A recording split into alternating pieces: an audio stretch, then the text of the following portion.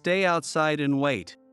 Jason, the younger department head, bluntly told me as I prepared to accompany him on a $30 million overseas business deal. But it was scorching hot outside. Expecting me to wait indefinitely in such heat, not knowing when the meeting would end, was unreasonable. At worst, I could suffer from heat stroke or sunstroke. Yet, Jason insisted it was an order from the department head and walked into the client's office alone, completely disregarding me.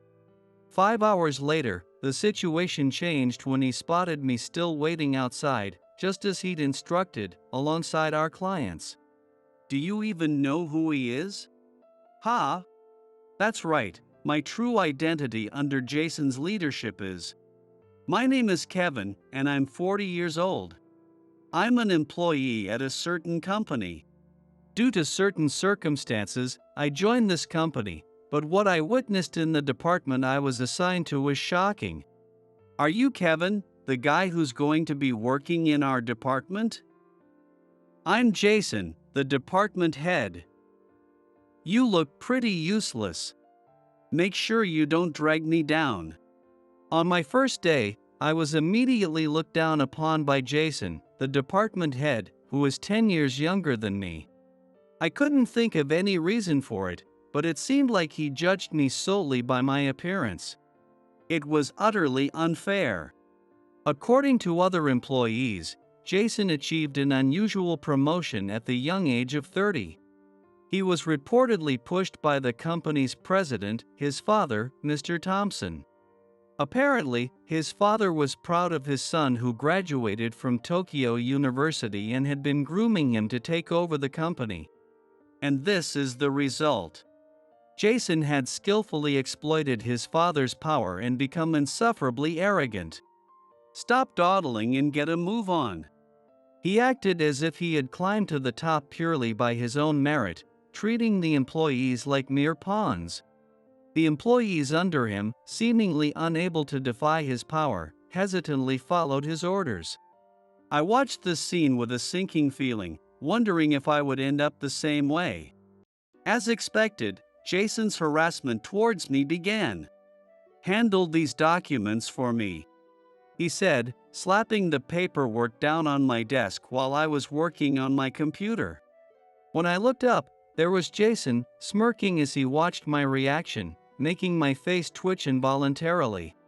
There wasn't another person who so consistently behaved exactly as I predicted.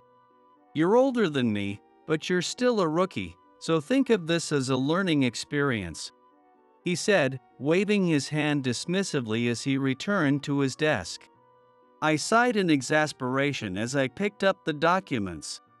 When I looked through them, I was surprised to find that they were clearly meant for Jason. I was utterly appalled that he would so brazenly offload his work onto a subordinate. Glancing over at him again, I saw him sitting at his desk, glaring at his computer screen. But I doubted that the screen was displaying anything work-related. The thought made me sigh again. With my own work plus these documents to finish, overtime was inevitable. I had planned to leave on time, but now I was caught in the crossfire.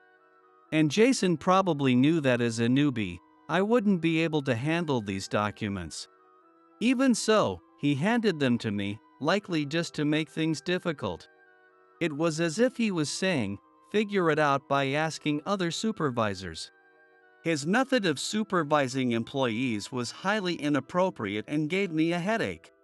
In the end, I finished the documents by asking other supervisors for help. But Jason's bizarre behavior didn't stop there. About 3 months after I joined the company. "Just stand there and watch," he said. One day, I accompanied Jason on a sales visit to a client, and he pressured me not to speak or interfere. I reluctantly nodded in agreement. As a newcomer, it seemed wise not to make any excuses at this point. I might as well take this opportunity to observe Jason's sales techniques. "Sorry about the heat in here. The air conditioner broke down, but please help yourselves to some chilled tea," the client said as we arrived at their office.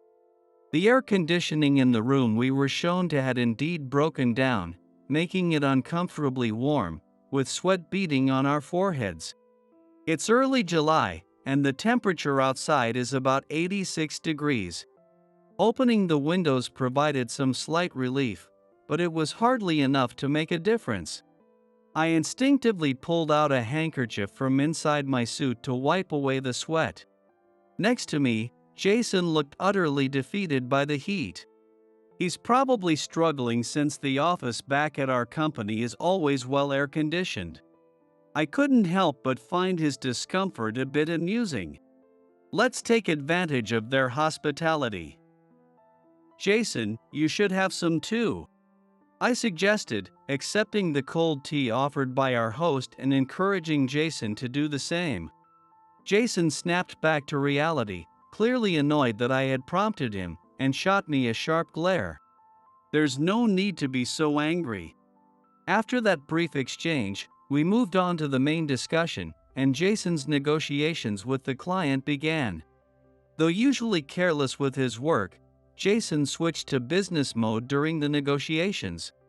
As I sat through the meeting in the sweltering heat, I couldn't help but wish he would treat us employees with the same level of professionalism he was showing now. By the time the meeting ended, the tea I had been given was completely gone. Damn, it's hot. After the negotiations were over and we were on our way back to the office, Jason suddenly declared he couldn't take the heat anymore and decided to take refuge in a nearby cafe. I followed him inside. Order an iced coffee for me, will you? Sure, I replied. And so, as I sat down across from Jason, who had dramatically taken his seat, he instructed me to order the iced coffees. Following his orders, I called the waiter and requested 2 iced coffees. The confident Jason from earlier had reverted to the version of him I was more familiar with, and I couldn't help but shrug. It's really hot out. Shall we grab lunch while we're at it? I suggested, noticing that it was already past noon as I glanced at the clock in the cafe. Jason, seemingly struck by a sudden idea, grinned mischievously. You're paying, of course. Of course. What would you like? I responded calmly. Seeing that I wasn't fazed, Jason's mood soured, as if he'd expected me to be annoyed. Unfortunately for him, I don't get worked up over something like this. He gruffly replied, I'll have the omelet rice, so I called the waiter and ordered an omelet rice for him and spaghetti. By the way, the spaghetti was my order. There wasn't much conversation as we waited, but Jason remained in a foul mood the whole time. And I could understand why. Having lunch with someone you don't particularly like isn't exactly appetizing. But I couldn't help but secretly chuckle at how unexpected it was for Jason to order omelet rice. 1 month later. Though Jason's harassment continued, a new development completely changed the situation. A $30 million overseas deal, huh? A much larger business opportunity than any before had landed in Jason's lap. It was clear that Mr. Thompson had set the stage for his son's further advancement. If this deal were successful, Jason would undoubtedly rise even higher. Since I was scheduled to accompany him, I knew I would be in the spotlight as well, though Jason would likely not be pleased about that. I braced myself, expecting he might do something to sabotage me. And then, the day of the overseas deal arrived. Though the deal was overseas, the client had a branch domestically, so the negotiations were set to take place there. Jason and I made sure to leave early and walk to the client's office, aiming to arrive 5 minutes before the meeting. As we walked, the relentless sunlight bore down on us, searing our skin. The sky was clear with not a cloud in sight, and the sun had been blazing since morning. Ahead, mirages shimmered on the road. Wiping the sweat from my brow with a handkerchief, we finally arrived at the client's office without incident. But suddenly, I was startled by Jason's loud, abrupt laughter. What's so funny? I asked, initially worried that the heat had gotten to him, but it seemed that wasn't the case. Despite the sweat trickling down his forehead, Jason smiled wickedly and said, "Old man, wait outside." What? For a moment, I couldn't comprehend what he had just said. Was he really telling me to wait alone in this scorching heat? Surely, even for me, that would be too dangerous. There was a serious risk of heat stroke or sunstroke. Jason, are you serious? It's dangerous to stay outside in this kind of heat, I protested. If you start feeling faint, just find somewhere else to hide out. But you're not coming inside. I'm going to nail this $30 million deal on my own. I don't need you messing up my bright future. Despite being told to accompany him, Jason clearly intended to keep me completely out of the negotiation, hoarding all the credit for himself. He didn't care what happened to me out here. This is a direct order from your department head. Just stay put and wait here. I'll close this deal successfully, so don't worry," he said, dismissively waving his hand as he walked into the building. Left behind, I felt a mix of emotions but decided to find some shade and wait. I spotted a tree nearby and sat down in its shadow. Thankfully, I had brought a thermos filled with ice water, anticipating something like this might happen. As I sipped from it, I was reminded of the delicious tea I had during a recent visit with Jason to another client whose air conditioning had broken down. Since then, I always carried a thermos with me. With this, I should be able to avoid heat stroke. Now, all I had to do was wait for Jason. After about 5 hours, I finally saw Jason and the client emerge from the building, and I stood up. "Thank you, it's truly a dream come true," Jason said in a cheerful voice, clearly pleased with the outcome of the negotiations. I walked over to them. "I've been waiting for you, Jason," I said. You actually stayed out here the whole time?" Jason asked, clearly shocked. The client, noticing me as well, turned to look in my direction. The moment he saw me, his face registered utter disbelief. His name tag read, Edward. "Yes, I've been waiting here for about 5 hours. So, how did the $30 million deal go?" I asked. "Of course, I nailed it with my skills," Jason boasted, his chest puffed up with pride. Edward, however, grew increasingly pale as he observed the exchange between Jason and me. Then, grabbing Jason by the shoulder, he said with a fierce expression, "Do you even know who this man is?" "Ha?" Jason furrowed his brow, utterly confused by Edward's sudden outburst. "Who?" "He's just an employee from our company and my subordinate. But he's completely useless. So I told him to stay outside instead of bringing him to the negotiations," Jason said, recalling the event with a hearty laugh. Edward, however, stared at him with a face drained of color. You have no idea what you've done, do you?" Edward muttered, clutching his head in despair. "What? What do you mean what I've done? What's going on?" Jason asked, bewildered by Edward's reaction. I could barely contain my amusement at the situation unfolding before me. I couldn't help but laugh and decided it was time to reveal the truth. "Actually, Jason, this isn't the first time I've met Edward." "What? No way. Are you just making this up?" Jason sneered, dismissing my words as if they were a joke. Given that I had only been with the company for 4 months and had little sales experience, it wasn't surprising that he found my story unbelievable. Enough of this nonsense. I won't tolerate any more disrespect toward this man. He is the future president of our company. Edward's voice boomed, cutting through the tension. What? The future president of the client company. Jason stammered, staring at me in shock. When I noticed his gaze, I smiled and decided to clarify further. I apologize for keeping my identity hidden. The truth is, before taking over as the next president, I wanted to gain some experience. So, I left my father's company and joined yours, Jason. This is your father's company? Jason's eyes widened in disbelief as he glanced up at the building where the negotiations had just taken place. Indeed, it was much larger than Jason's company, but that wasn't the main point. Yes, that's correct.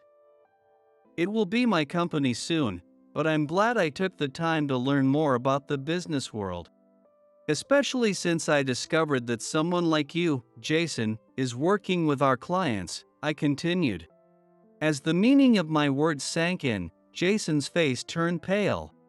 It was only natural, given how he had mistreated me and deliberately excluded me from today's negotiations. I will, of course, report your behavior to my father, I stated firmly. Wait.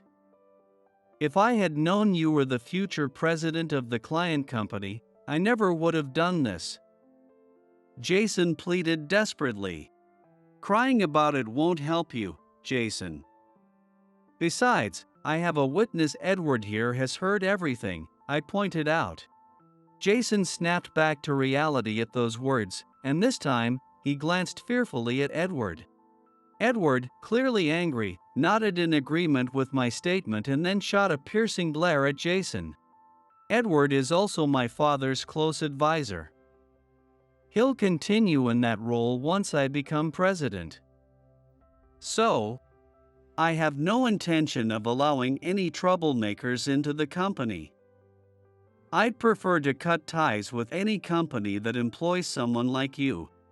Wait. I have incredible negotiation skills, right? I closed this $30 million deal, didn't I? You can't just cut me loose. Jason's desperation was palpable. No matter how skilled you are at negotiations, no one will follow a person who treats employees like pawns and uses them as stepping stones to climb the ladder. What do you think, Edward? I asked, turning to him for his opinion. Edward nodded again, fully agreeing with my assessment. Then, he spoke up. The deal we just negotiated is null and void. No matter how skilled you are, I can't enter into a contract with someone who disrespects the future president of our company. Edward's quick thinking saved the day, as the contract had not yet been signed and was awaiting approval from Mr. Anderson, the current president. Had the contract been signed, Jason might have used it as leverage to create more problems. It was a relief to have avoided that scenario. Since the contract hasn't been signed, you may as well leave now, Edward said, delivering the final blow. No way. Jason's voice was barely a whisper as despair washed over him.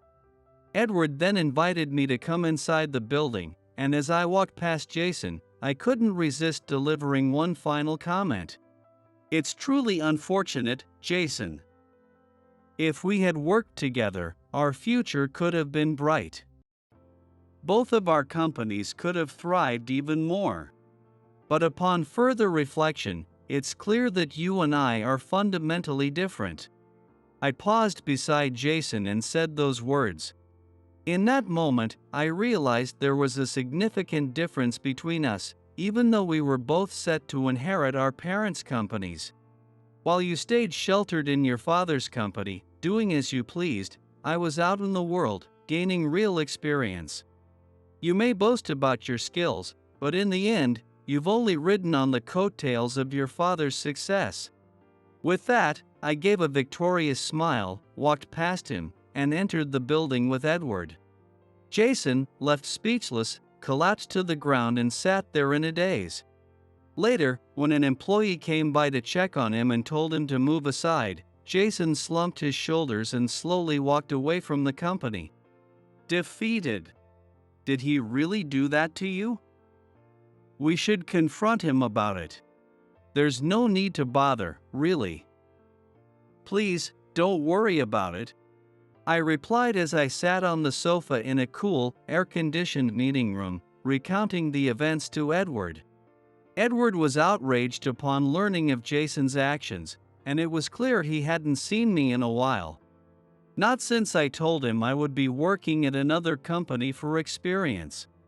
His anger on my behalf was almost touching, and it made it easier to let go of all the things Jason had done to me. Especially after waiting 5 hours in the scorching sun earlier, Edward went out of his way to take care of me. Though his concern might have been a bit over the top, I was handed every possible cooling device the company had. I understood his reaction.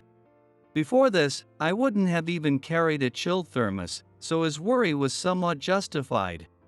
When he brought out a 2-liter bottle of water, concerned I hadn't had enough to drink, I was genuinely taken aback.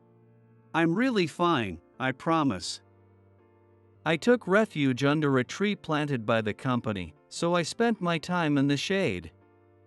If that tree hadn't been there, I might have been out in the blazing sun the whole time. I explained, reassuring Edward that there was no need to worry. Besides, I had another item that saved me. The thermos I had brought with me. Kevin, you actually carried a thermos? You're usually the type to just grab something from a vending machine. That's why I'm glad I did some real-world learning. I picked up the habit after experiencing that ice-cold tea at the client's office. I'll never forget how refreshing it was, I replied. The room where the air conditioner had broken was sweltering, but what I gained from that experience was invaluable. Thanks to that cold tea, I managed to stay cool in the shade during the heat wave. And I learned that every unexpected situation can be a lesson. As I smiled at the thought, Edward looked at me with a puzzled expression, unsure of what to make of it all. But ultimately, he was relieved that things hadn't escalated into something more serious. Meanwhile, back at his company, Jason wasted no time reporting the incident to his father, Mr. Thompson. However, the response Jason received was not what he expected. What? I'm being demoted? To Jason's shock, he was informed that he would be demoted effective immediately. Earlier today, someone representing Kevin came by to deliver his resignation effective immediately, along with his resignation letter. It turns out he's the son of the president of one of our major clients and the future president himself, Mr. Thompson said, fixing Jason with a stern look. Jason recoiled at his father's severe gaze as Mr. Thompson continued. In exchange for overlooking the numerous incidents of harassment you've subjected Kevin to, they requested that we nullify the overseas deal and that you be demoted. I agreed, promising to take this matter seriously. Even though you're my son, and to maintain a good relationship with their company. But there's no avoiding your demotion.